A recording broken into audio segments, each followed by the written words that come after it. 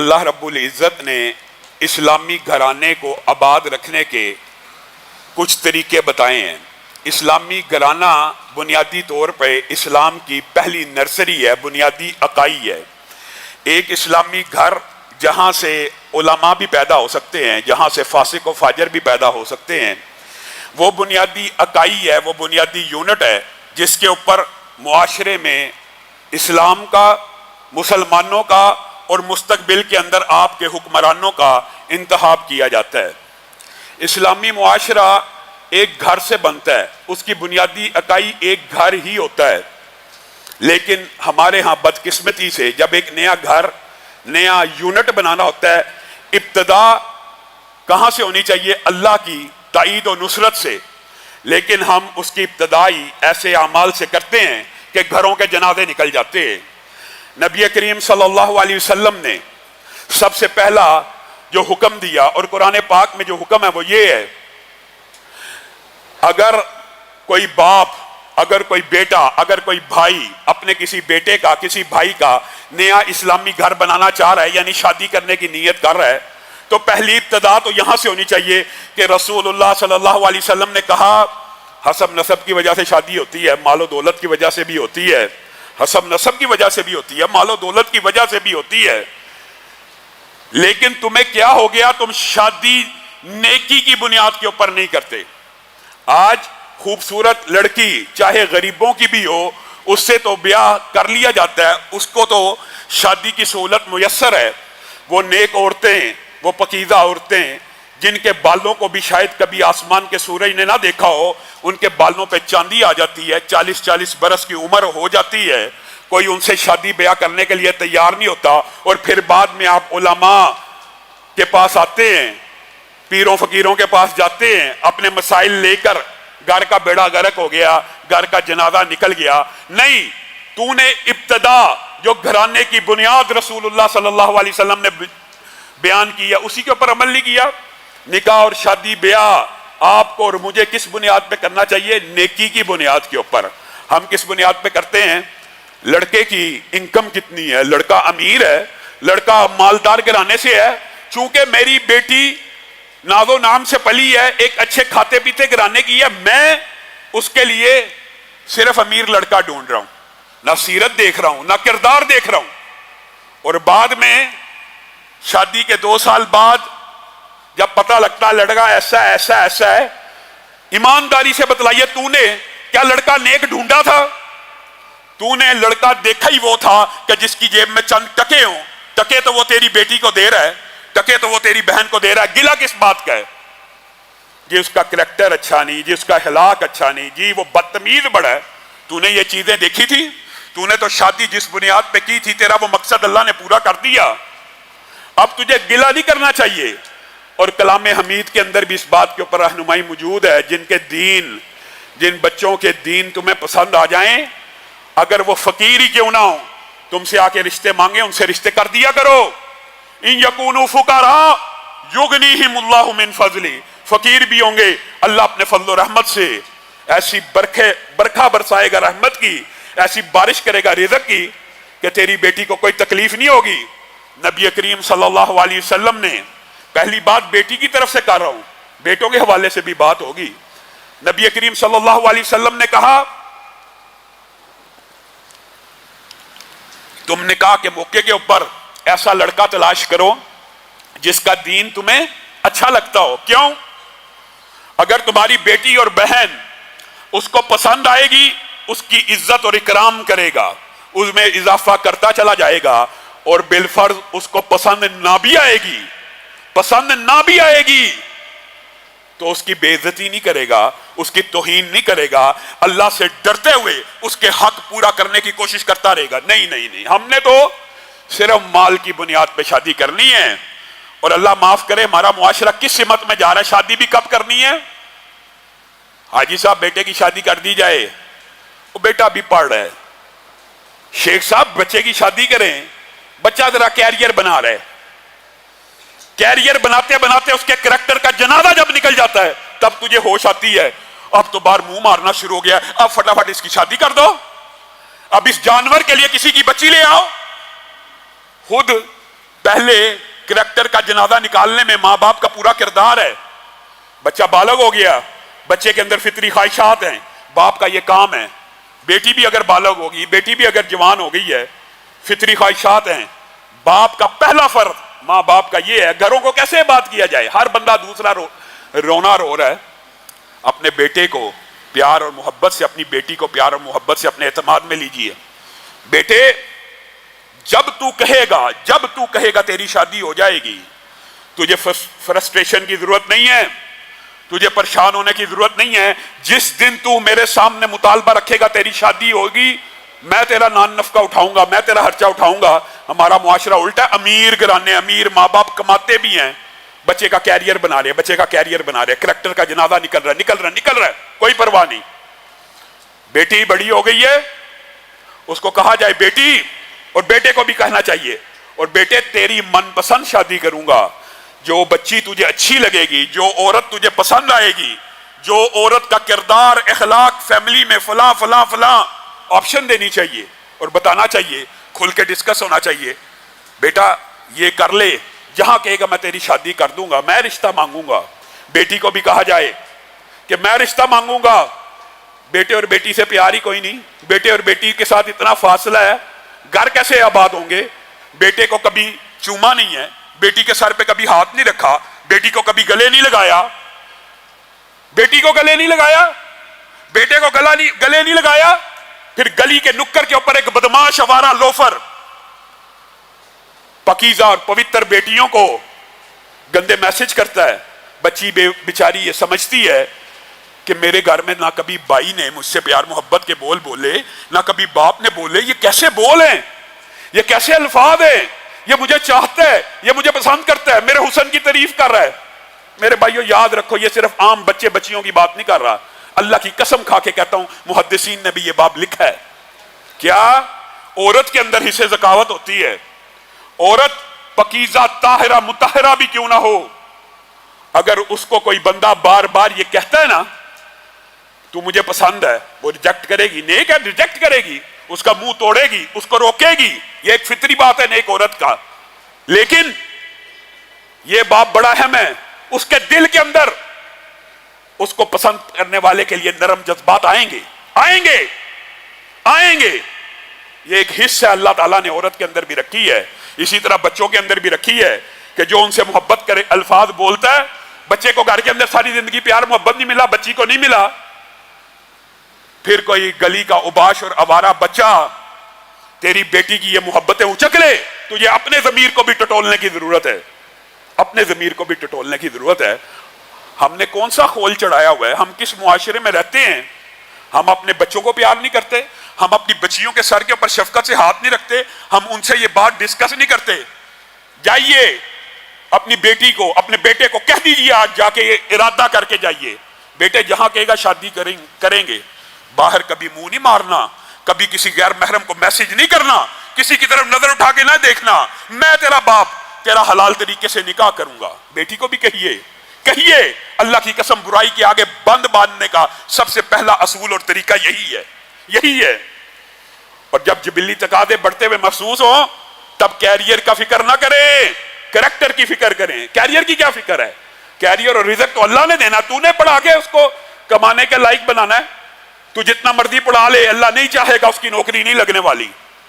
اور تو 2 جماعتیں بھی نہ پڑھا, اللہ چاہے گا تو رزق حلال کی بارش شروع ہو جائے گی. آج ہم نے حیا کا بھی عجیب و غریب مطلب نکالا ہوا ہے. حیا بھی ہماری اپنے معاشرے کے اعتبار سے, ہم بیٹا بیٹی تو دور کی بات ہے, میاں بیوی کے حقوق کے اندر کتنے ہیں جنہوں نے اپنی بیویوں کے ساتھ وہ الفاظ بولے ہوں جو سنت سے بھی ثابت ہیں اور صحابہ کی سیرت سے بھی ثابت ہیں. ہم میں سے کتنے ہیں جو حلال اور پکیزہ بیوی ہے, اس کے لیے زبان سے اگر پیار کے الفاظ نکل گئے سر تے چڑھ جائے گی, پیار کے الفاظ نکل کے سر تے چڑھ جائے گی. یہ کون سا معاشرہ ہے؟ نبی کریم صلی اللہ علیہ وسلم نے فرمایا, صحابہ کے مابین بیٹھے ہوئے ہیں, صحابہ کے اندر بیٹھے ہوئے ہیں, مجمع لگا ہوا ہے, اے اللہ کے رسول, آپ کی نظر میں دھرتی کے اوپر سب سے محبوب شخصیت کون سی ہے؟ کون سی ہے آپ؟ یہ خود ساختہ حیا آپ نے جو بنائی ہوئی ہے.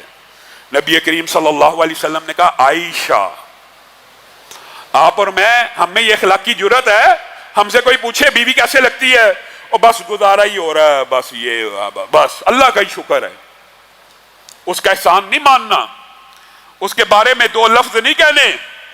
اگر میں نے دوستوں میں کہہ دیا میری بیوی بڑی اچھی ہے, کھانا پکاتی ہے, گھر کے کام کرتی ہے, میرے ماں باپ کی خدمت کرتی ہے, یہ کہیں گے یہ رن مرید ہے, معاذ اللہ, ایسے ایسے الفاظ ایجاد کیے ہیں معاشرے میں, اے بڈی دے تھلے لگا ہے. یہ ہمارا معاشرہ. رسول اللہ صلی اللہ علیہ وسلم کہہ رہے ہیں عائشہ. پھر پوچھا گیا نہیں نہیں نہیں نہیں اللہ کے رسول آپ سے یہ مقصود نہیں تھا پوچھنا, مطلوب یہ تھا مردوں میں آپ کو سب سے اچھا کون لگتا ہے. پہلے رسول اللہ سے پوچھا گیا دنیا کے اندر سب سے اچھا کون ہے. نبی کریم نے کیا حیا کی, نبی کریم نے کہا عائشہ میری بیوی مجھے اس وقت دھرتی کے اوپر سب سے زیادہ پیاری ہے. میں اور آپ جھجکتے ہیں, گھبراتے ہیں. آپ سے پوچھا گیا نہیں نہیں نہیں بیوی کے بارے میں, عورت کے بارے میں بات نہیں تھی, مردوں کے بارے میں سوال کرنا چاہتے تھے کہ مردوں میں سے سب سے اچھا آپ کو کون لگتا ہے. تو رسول اللہ صلی اللہ علیہ وسلم نے جو جواب دیا غور کرنا. کہہ سکتے تھے نا میرا سسر, کہہ سکتے تھے ثانی اثنین, کہہ سکتے تھے یار غار, کہہ سکتے تھے صدیق اکبر. آپ کو اور مجھے سمجھا کے گئے ہیں عائشہ کا باپ, عائشہ کا باپ. آپ اور میں نے کیسے گھر آباد کرنے ہیں؟ رونا روتے ہیں, گھر تباہ ہو رہے ہیں, گھر برباد ہو رہے ہیں. یہ تیرے اپنے ہاتھوں کی وجہ سے گھر تباہ ہو رہے ہیں, گھر برباد ہو رہے ہیں. تو نے اسلامی شریعت کے صرف ظاہری قوانین کو دیکھا اور ان کے پیچھے چلنا شروع کر دیا. تجھے یہ سمجھ نہ آئی کہ اسلامی شریعت تجھ سے مطالبہ کیا کرتی ہے, تجھ سے تقاضا کیا کرتی ہے.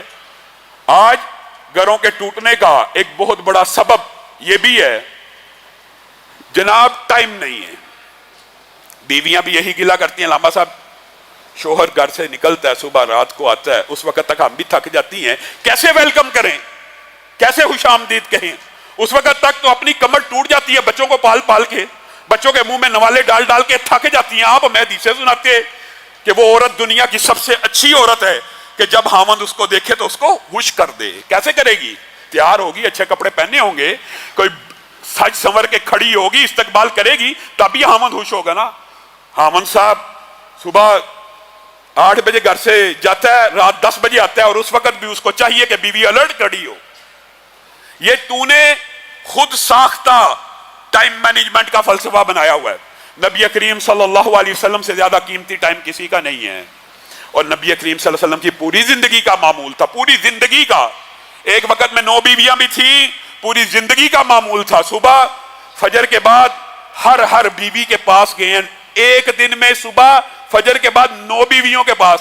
اور یہ وقت امہات المومنین کہتی ہیں کچھ مختصر ہوتا تھا, لیکن عصر کے بعد جب 9 بیویوں کے گھروں میں جاتے تھے تو عصر سے مغرب ٹائم تک اپنی بیویوں سے ان کی ضروریات کے بارے میں, ان کی حاجات کے بارے میں دریافت کیا کرتے تھے اور وقت دیا کرتے تھے. تو اور میں نبی کریم سے زیادہ ہمارا ٹائم قیمتی ہو گیا ہے. نبی روزانہ 2 وقت, جہاد بھی ہے, ریاست کے امور بھی ہیں, صحابہ بھی ہیں, ہر کام ہے کہ نہیں ہے, اس کے باوجود 2 ٹائم مختص کیے ہوئے ہیں. فجر کے بعد سب کی ضروریات کا پتہ کرنا ہے, عصر کے بعد ان کا ہاتھ بھی بٹانا ہے. اور آج اگر یہ بات کی جائے نا, یقین مانیے ہم میں سے شاید ہی کوئی ہو, اور اگر ہوگا بھی تو بڑا شرمندہ اقرار کرے گا. کوئی ایک بندہ ایسا بیٹھے جس نے اپنے گھر میں اپنی بیوی کی موجودگی میں جھاڑو لگایا ہو, کوئی ایک نہیں بیٹھا ہوگا. نبی کریم صلی اللہ علیہ وسلم اپنی بیویوں کا صفائی میں بھی ہاتھ بٹایا کرتے تھے. کیا آپ ان سے بڑے ہو گئے ہیں؟ آج یہ کام کوئی کر کے دیکھ لے, اس کو تو شاید اس کے رشتہ دار ہی نہ جینے دیں. نہیں بڈھی سے تھلے لگ گیا ہے. سبحان اللہ. جو عورتوں کے کاموں میں ہاتھ بٹائے گا اس کو یہ تانے دیے جائیں گے. نبی کریم صلی اللہ علیہ وسلم سے صحیح سند سے ثابت ہے, نبی کریم گھر داری کے امور کے اندر بھی اپنی ازواج کا ہاتھ بٹا دیا کرتے تھے. گھر داری کے امور کیا ہوتے ہیں؟ آٹا, صفائی, سلائی. نبی کریم صلی اللہ علیہ وسلم جب اپنی کسی زوجہ کو سوئے ہوئے دیکھتے تھے, یہ بھی صحیح سند سے بات ثابت ہے. ہم نے نبی کی سیرت پڑھی ہے, عمل نہیں کرنا. صحیح حدیث سے ثابت ہے نبی کریم صلی اللہ علیہ وسلم اپنی کسی زوجہ کو جب وہ سو جاتی جب وہ سو جاتی آواز نہیں تھے دیتے، دینا جائز ہے، دینے کی اجازت ہے، لیکن ان کی سیرت اس سے مختلف تھی۔ کئی مرتبہ امی عائشہ بیان کرتی ہے رات کے وقت میں دیکھتی رسول اللہ نیند سے اٹھے ہیں اور پانی پی رہے ہیں۔ میں کہتی اللہ کے رسول مجھے ہی اٹھا دیا جاتا، میں ہی آپ کے لیے پانی لے کے آ جاتی۔ نبی کریم خاموشی سے خود اٹھتے، خود پانی لے کے آ جاتے۔ یہاں پہ ہمارے معاشرے میں آواز دی جاتی ہے اپنی بیوی کو پانی لے آؤ، 1 منٹ تاخیر ہو جائے تھپڑ تھپڑ شروع، بس 1 منٹ تاخیر ہو جائے منہ سے جو جی چاہے نکل گیا۔ یہ تم نے نبی کریم صلی اللہ علیہ وسلم کی سیرت سے سیکھا ہے۔ خیرکم لأہلہ، تم میں سے بہترین شخص، رسول اللہ کہہ رہے ہیں مولوی نہیں، تم میں سے بہترین شخص وہ ہے جو اپنے گھر والوں کے لیے، اپنی بیوی کے لیے سب سے بہتر ہے۔ تم میں سے سب سے بہتر وہ نہیں ہے، یہاں پہ یہ نہیں کہا جو حاجی ہے، جو نمازی ہے، جو سجدے لمبے کرتا ہے، بلکہ اخلاق بتایا جا رہا ہے تم میں سے سب سے بہتر وہ ہے جو اپنی بیوی کے حق میں سب سے اچھا ہے۔ وَأَنَا خَيْرُكُمْ لِأَخْلِي، اور میرے سے اچھا اپنی بیویوں کے لیے تم میں سے کوئی بھی نہیں ہے۔ یہ رسول اللہ کا مقام ہے، یہ ان کا مرتبہ ہے، یہ ان کا تو اخلاق ہے، لیکن ہم اگر ان کا پورا اخلاق نہیں اپنا سکتے کچھ تو اپنائیں۔ نبی کریم صلی اللہ علیہ وسلم نے فرمایا بیوی کا یہ حق ہے پہلا کہ جو تو کھائے وہ اس کے منہ میں ڈالے۔ تو باہر دوستوں کے ساتھ ٹکے بھی کھا رہا ہے، کباب بھی کھا رہا ہے، پارٹیاں بھی کر رہا ہے، ڈنر بھی کر رہا ہے، گا رہا ہے، پیٹ بھرا ہوا ہے، روب جاڑنے کے لیے کچھ نہیں بنایا، آج میں نے کھانا نہیں کھانا، باہر سے کھا کے آ رہا ہے، باہر سے کھا کے آ رہا ہے، دوستوں کے ساتھ خوش گپیاں بھی لگا کے آ رہا ہے، دوستوں کے ساتھ ہنس کھیل کے بھی آ رہا ہے، گھر آ کے روب جما دیا، مجھے یہ پسند نہیں، کھا کے بھی آیا ہوگا، چیز سامنے پڑی یہ پسند نہیں آ رہی، کیونکہ باہر سے کھا کے آیا ہے۔ تیرے پہ فرض ہے جو تو کھائے اپنی بیوی کے منہ میں بھی وہ نوالا ڈالے۔ صحابہ نے پوچھ لیا اچھا اس کے منہ میں نوالا ڈالنے کا کیا فائدہ ہے؟ نبی کریم صلی اللہ علیہ وسلم نے کہا صدقوں میں سے بھی سب سے بہترین صدقہ یہ ہے کہ جو تو کھائے وہی اپنی بیوی کے منہ میں ڈال۔ رسول اللہ صلی اللہ علیہ وسلم، اور اس سے مراد یہ بھی ہے کہ جو تیرا بود و باش ہے وہی بیوی کا بھی بود و باش ہونا چاہیے۔ خود تیرے پاس سینکڑوں سوٹ ہوں، گڑیاں ہوں، ہر چیز ہو، جوتے ہوں، اور بیوی سوٹ مانگ لے، تیرے پاس پیسے نہ ہو، تیرا جو بود و باش ہے، ایک مطلب یہ بھی ہے، اور دوسرا عملی مظاہرہ بھی رسول اللہ صلی اللہ علیہ وسلم نے کر دیا۔ امی عائشہ بیان کرتی ہیں رسول اللہ اپنی ازواج سے اس قدر محبت کیا کرتے تھے کہ جس پیالے کے جس جگہ اور مقام کے اوپر میرے ہونٹ لگا کرتے تھے رسول اللہ وہ پیالہ مجھ سے پکڑ لیا کرتے تھے۔ کس لیے؟ کیا رسول اللہ کو اس وقت پیاس لگ رہی ہے؟ احادیث سے یہ بات سمجھ آتی ہے رسول اللہ اپنی ازواج کا دل رکھنے کے لیے اور محبت کا اظہار کرنے کے لیے اسی جگہ پہ اپنے ہونٹوں کو لگاتے تھے جہاں ماں عائشہ کا ہونٹ لگا ہوتا تھا۔ جس جگہ پہ ماں عائشہ بوٹی کھا رہی ہوں، یہ بھی صحیح سند سے ثابت ہے واقعات، جس جگہ سے بوٹی کو کھا رہی ہیں نبی کریم صلی اللہ علیہ وسلم مذاق سے خوشطبی سے ماں عائشہ سے وہ کھینچ لیتے اور اسی جگہ کے اوپر اپنے دانتوں کو رکھ لیتے۔ محبت کا اظہار ہے، محبت کا اظہار ہے۔ یہ وہ نبی ہے جو وفا ہے، با وفا پیغمبر، با وفا نبی کے امتی آج بیویوں سے ہی بے وفائیاں کر رہے ہیں، بیویوں سے بے وفائی۔ نبی کریم کی ایک زوجہ حضرت خدیجہ عرصہ ہو گیا دنیا سے چلی گئی ہیں۔ حضرت خدیجہ کی بہن حالہ بنت خویلد ایک دن آ گئی، آ کے آواز لگائی، نبی کریم صلی اللہ علیہ وسلم نے ان کی آواز کو سنا، آپ کی آنکھوں سے آنسو جاری ہو گئے۔ کہا خدیجہ، آواز بہنوں کی ملتی ہوتی ہے، ایک لمحے کے اندر ماں خدیجہ کے سارے واقعات کیسے نبی کی آنکھوں کے سامنے گھومے ہوں گے کہ نبی کی آنکھوں سے زاروں قطار آنسو بہ رہے ہیں اور کہہ رہے ہیں خدیجہ، خدیجہ کی آواز۔ کہا نہیں نہیں، وہ تو دنیا سے جا چکی ہے، یہ حالہ ہوں گی، یہ حالہ ہوں گی۔ ماں خدیجہ کا ہار، ایک دن صرف ہار دیکھ لیا ابو العاص نے، فدیے میں وہ ہار دیا، لمبی چوڑی بات ہے، وہ ہار دیکھ لیا جو ماں خدیجہ کے گلے میں کبھی دیکھا تھا، فدیے کے طور پہ داماد نے بھیجا کہ آزاد کر دیجئے۔ زینب نے کہا ہار بیچ دیتی ہوں، فدیہ دیجئے اور آزاد ہو کے آ جائیے۔ نبی کریم صلی اللہ علیہ وسلم صرف ہار دیکھ رہے ہیں، یہاں پہ بیوی گھر میں موجود بھی ہو، یہاں پہ بیوی کے ساتھ رفاقت بھی ہو، بیوی کے ساتھ لمبا عرصہ قیام بھی ہو، کوئی محبت کے جذبات نہیں ہیں، اور نبی کریم صرف خدیجہ کا ہار دیکھتے ہیں، آنکھوں سے آنسو بہ رہے ہیں۔ اے میرے صحابہ، ایک چیز کی اجازت دیتے اور قربان جائے نبی کی ایمانداری کے اوپر، یہ ہار میں نے خدیجہ کے گلے میں کبھی دیکھا تھا، مجھے لگتا ہے میری بیٹی زینب نے بھیجا ہے، زینب کو یہ ہار ملا تھا، اگر اجازت ہو تو یہ ہار اس کو واپس کر دیا جائے۔ ماں خدیجہ کو یاد کیا ہر لمحے کے اوپر، ازواج کے ساتھ بے وفائی نہیں کی۔ عید کے موقع کے اوپر سب سے پہلے گوشت بھیجنے کی باری آتی تو کہتے میری زوجہ کی سہیلیوں کو دے کے آؤ۔ سب سے پہلے ایک مرتبہ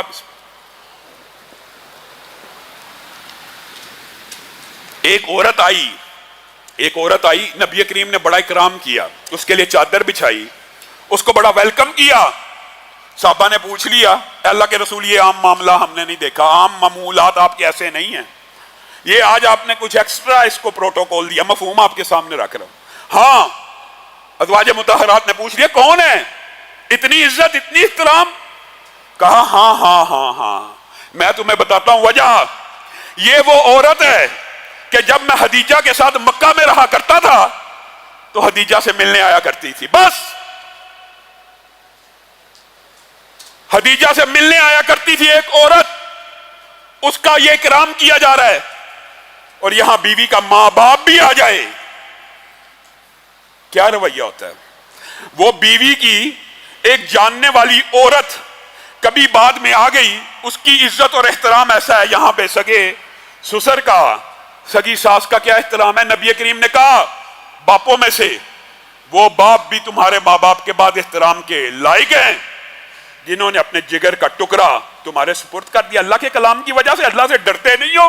اللہ کے کلام کی وجہ سے وہ نازک آپ جینے، وہ ناز و نعم میں پلی ہوئی بیٹیاں جن کے باپ، محدثین نے لکھا ہے اللہ کی قسم، محدثین نے کہا اسلام نے ہمیں اتنا رقیق القلب کر دیا، کبھی اتنی شکاوت تھی کہ بیٹی کو زندہ درگور کر دیا کرتے تھے، آج دل میں اتنی نرمی ہے، اگر ہمارے اوپر بیٹیوں کی شادی فرض نہ ہو تو ہم کبھی اپنی بیٹیوں کی شادی نہ کریں۔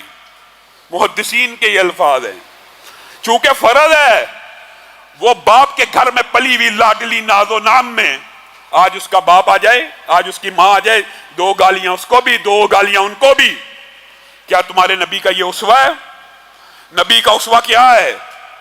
حضرت جویریہ کے ساتھ نبی کریم صلی اللہ علیہ وسلم نے غزوے میں شادی کی، مشہور واقعہ ہے، وقت کم ہے اس لیے میں صرف اشارے کرتا جاؤں گا۔ حضرت جویریہ سے شادی کی، آپ کو پتہ ہے نا اس غزوے کے اندر مسلمان سپاہیوں کے فی کس 1,000 دینار آئے اور مال غنیمت اس کے علاوہ تھا۔ رات گزری، صحابہ کو پتہ چل گیا کہ رسول اللہ صلی اللہ علیہ وسلم کی شادی اس قبیلے میں ہو گئی ہے، جویریہ سے رسول اللہ نے شادی کر لی ہے۔ نبی نے نہیں کہا، ابھی تک نبی نے کوئی حکم نہیں دیا۔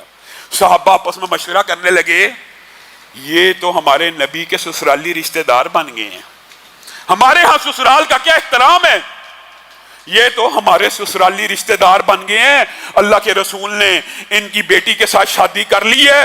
صحابہ نے 1,000 دینار جس سے لیے واپس کرنا شروع کر دیے۔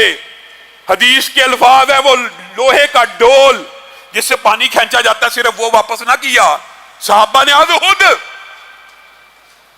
وہ صرف ڈول واپس نہ کیا بلکہ ایک ڈول کے اوپر لکڑی لگی ہوتی ہے، آپ کو پتا ہے جب کنویں میں ڈالا جائے ایک لکڑی کے ذریعے رسی باندھ کے اس کو نیچے کیا جاتا ہے، حتیٰ کہ جس کے حصے میں اس لوہے کے ڈبے کے لکڑی صرف حصے میں لکڑی بھی آئی تھی، اس لکڑی کو بھی واپس کر دیا کہ یہ ہمارے نبی کے سسرالی رشتہ دار ہیں۔ اور نبی کریم صلی اللہ علیہ وسلم نے امت کو ایک نصیحت کی تھی، ایک وصیت ہے تو ہم مانتے ہی نہیں۔ رسول اللہ نے کہا نہیں کہ میں عورتوں کے بارے میں تمہیں وصیت کرتا ہوں، عورتوں کے بارے میں ڈر جاؤ۔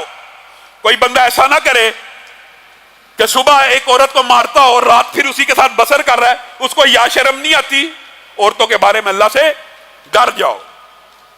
نبی کریم صلی اللہ علیہ وسلم نے ایک وصیت کی امت کو، کیا؟ अनकरीब तुम मिस्र को फतह करोगे, अनकरीब तुम मिस्र को फतह करोगे, और जब तुम मिस्र को फतह कर लेना, सुभान अल्लाह, उनके साथ इज्जत से पेश आना, उनके साथ एहतराम से पेश आना। ए अल्लाह के रसूल, उनके साथ इज्जत से पेश आए, कोई खास बात है? कभी किसी और कौम के बारे में आपने नहीं कहा। मिस्रियों के साथ आप कह रहे हैं इज्जत से पेश आना, एहतराम से पेश आना। तो नबी करीम सल्लल्लाहु अलैहि वसल्लम ने कहा, जी हाँ, जब उनको फतह करना, उनकी इज्जत करना, उनकी तकरीम करना। अल्लाह के रसूल वजह भी बता जाइए, वजह भी रसूलुल्लाह ने बता दी।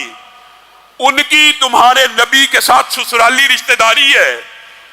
अब बताइए, यहां पे रुकिए, कौन सी ससुराली रिश्तेदारी, कौन सी ससुराली रिश्तेदारी? मुहद्दिसीन ने लिखा, एक तो मारिया किब्तिया जो थी मिस्र से आई थी, और बाद मुहद्दिसीन ने कहा इस तरफ शायद इशारा ना हो, और इशारा इस तरफ हो कि मां हाजिरा इब्राहिम से ब्याही गई थी, और मां हाजिरा कहां से आई थी? मिस्र से आई थी। तो नबी करीम सल्लल्लाहु अलैहि वसल्लम ने उम्मत को नसीहत की, वो तुम्हारे नबी के ससुराली रिश्तेदार हैं। अमर बिन अलास ने जब मिस्र को फतह किया, बाजगुजार खड़े हैं, फातेह की कोई और शान होती है, मफतू की कोई और होती है। उमर बिन अलास कह रहे हैं, ये जिसका बाग है इसको वापस दिया जाए, ये जिसका खेत है इसको वापस कर दिया जाए, आज के बाद इस खेत का तू ही रखवाला, इतना टैक्स दे दिया करी, और टैक्स भी तुझे 90% माफ करते हैं, 10% दे दें, किसी को 5% का। वो हैरान रह गए कि ये कैसा फातेह है, हमारी जमीनें हमें ही वापस कर रहा है, उसके अंदर भी 5%, 2%, वो जो सारा टैक्स है वो भी माफ करता चला जा रहा है, ये कैसे मुमकिन है?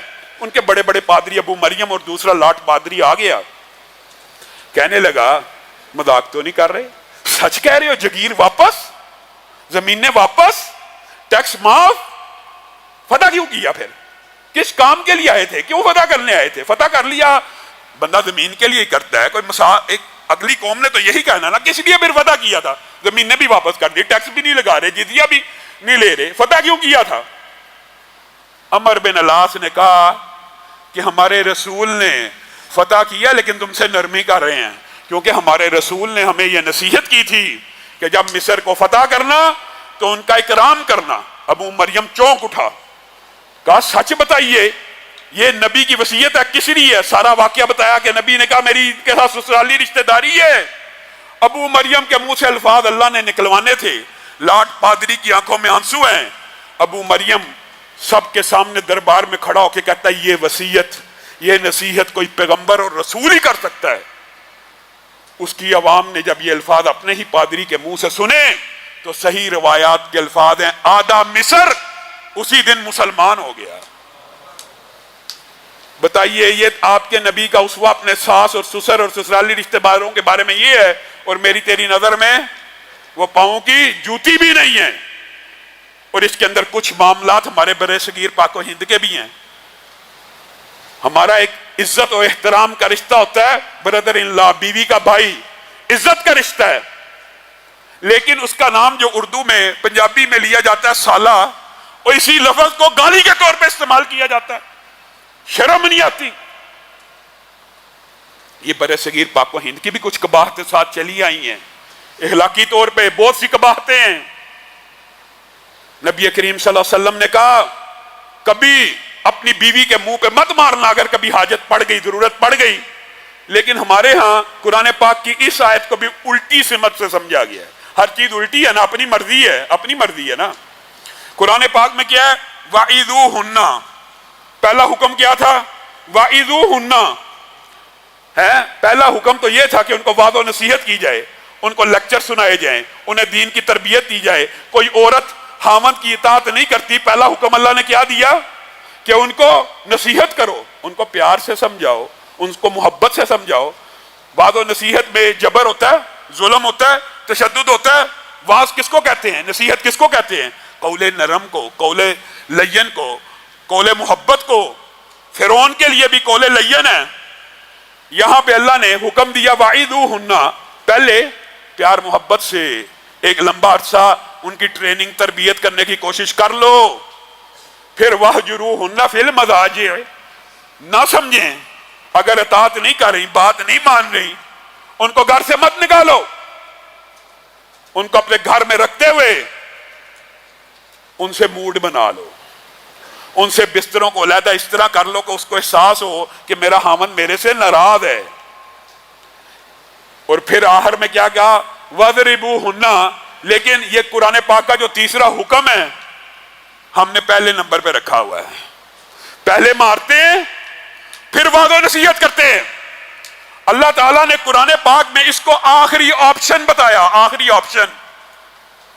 آپشن ہے کہ پہلے آپ نے وعظ و نصیحت کر لی، 1-2 سال سمجھایا، نہیں سمجھ رہی، اس کو موڈ دکھایا جائے، موڈ دکھانے کے باوجود نہیں سمجھ رہی اور آپ کو خوف ہے کہ یہ برائی میں مبتلا ہونے والی ہے، یہاں پہ آپ نے ایسی ضرب لگانے کی اللہ نے اجازت دی جو عورت کو غیر مبرہن بھی اور غیر مبرہن کے ذکر بھی ہے۔ کیا مطلب؟ ایسی چوٹ جس کے ساتھ نیل نہ پڑے، ایسی چوٹ جس کے ساتھ نیل نہ پڑے۔ جو اجازت ہے چوٹ لگانے کی اپنے بچوں کو بھی، وہ بھی ایسی ہے کہ جس کے اندر نیل نہ پڑے، اپنی بیوی کو بھی اسی کی اجازت ہے جس سے نیل نہ پڑے۔ یہاں پہ پہلا کام جو اللہ تعالیٰ نے ترتیب میں تیسرے نمبر پہ رکھا ہے وہ ہم نے پہلے نمبر پہ رکھا ہے۔ یہاں پہ ابھی بات آئی ہے ضمنی طور پہ تو آپ کے سامنے رکھتا ہوں، طلاق نہیں دی جاتی، طلاق نہیں ہے، ابھی معاملہ لڑائی جھگڑے میں ہے، چلو اپنے ماں باپ کے گھر نکل جاؤ، دفع ہو جاؤ، اپنے ماں باپ کے گھر چلی جاؤ۔ اور رسول اللہ صلی اللہ علیہ وسلم کیا کہہ رہے ہیں؟ طلاق دے دو تو اس کو اس کے ماں باپ کے گھر نہ بھیجو۔ یہاں پہ تو طلاق ہوئی نہیں، طلاق کے بغیر اپنے ماں باپ کے گھر دفع ہو جا، اور رسول اللہ کہہ رہے ہیں طلاق بھی دے دو تو کہاں رکھو؟ اپنے گھر میں، اپنے گھر میں۔ کیوں؟ کہ شاید تمہارا دل پسیج جائے، وہ عدت ادھر پوری کرے، وہ بنے سنورے، کہ شاید خامد دوبارہ متوجہ ہو جائے اور اسلامی گھرانہ دوبارہ آباد ہو جائے۔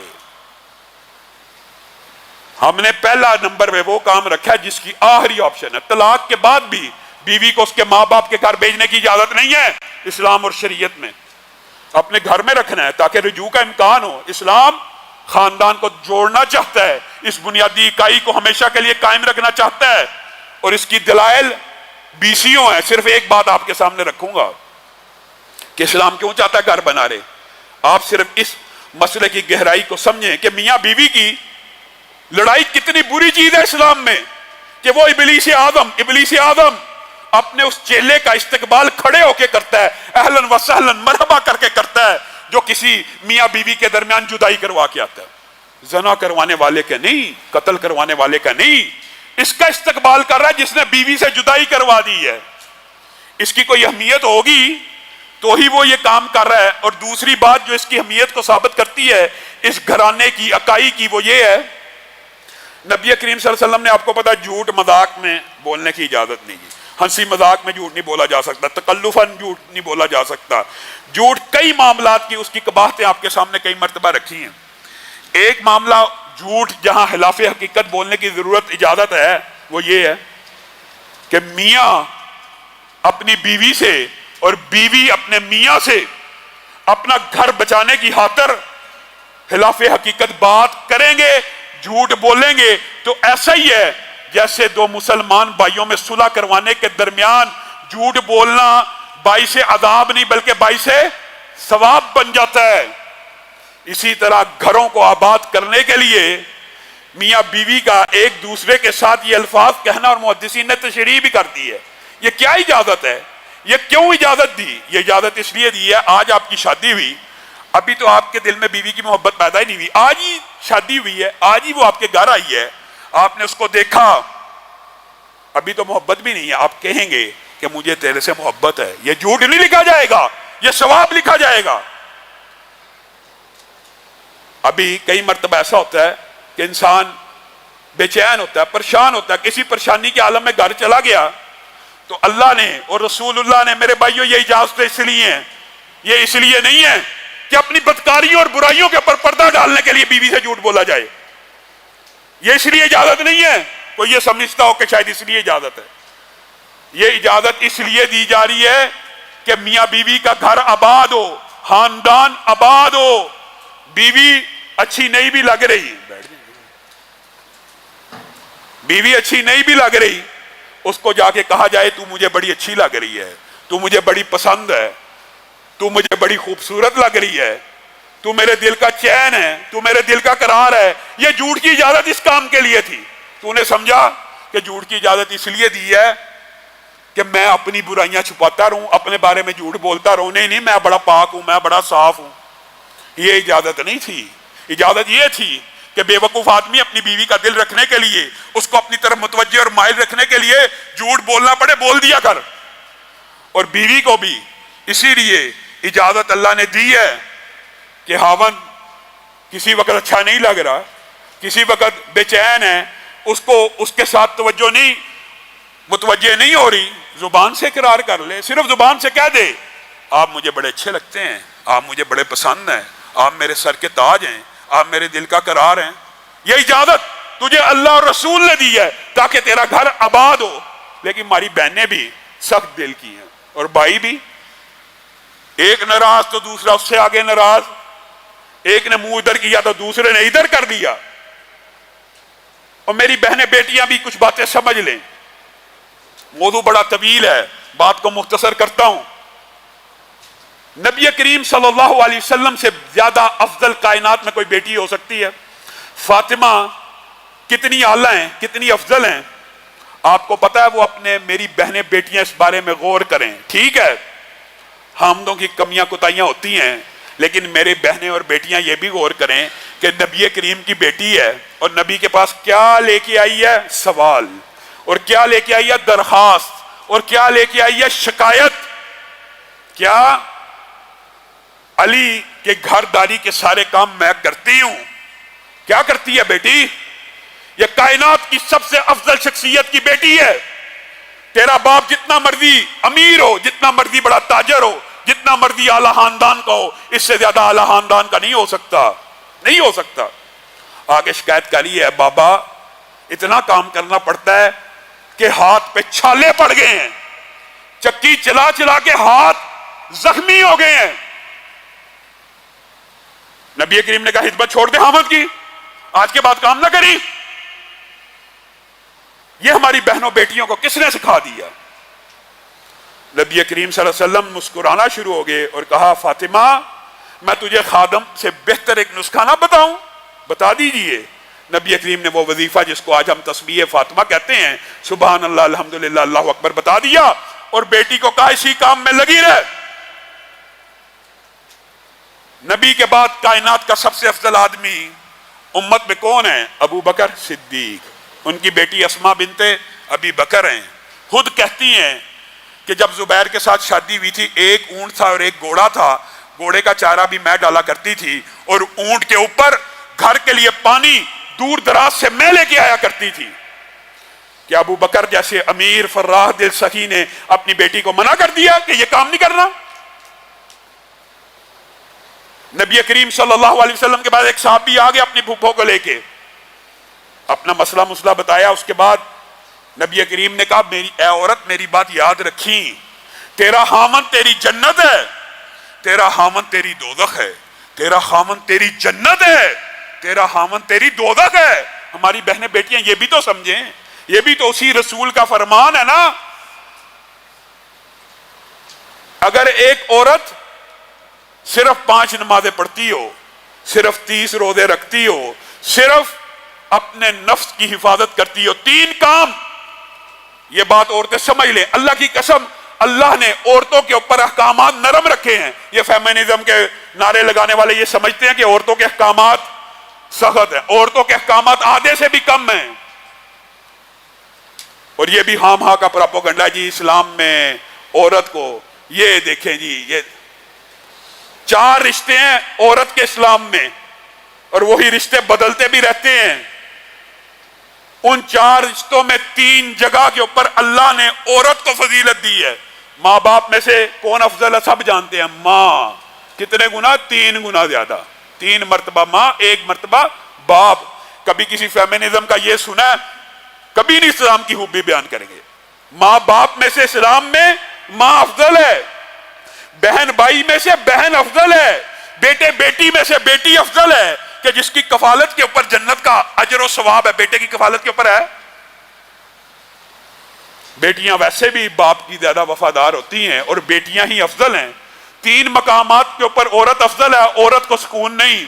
ایک مقام کے اوپر اللہ تعالیٰ نے الرجال قوامون علی النساء کہہ دیا تو ان کو تکلیف پڑ گئی کہ خامند اور بیوی کے اندر خامند افضل کیوں ہے, یہ ان کو تکلیف ہے. اللہ نے وہ بھی بیان کر دیا. ایک تو اللہ نے کہا یہ فضیلت اللہ نے دی ہے, اور دوسری وَبِمَا أَنفَقُوا, کیونکہ عورت کی ذمہ داری بار تجارت کاروبار کرنا نہیں ہے, مرد نے کما کے لا کے اس کے منہ میں ڈال لیں. اسی لیے نبی کریم صلی اللہ علیہ وسلم نے کہہ دیا تھا جو خامند کی ناشکری ہے وہ اللہ کی ناشکری ہے.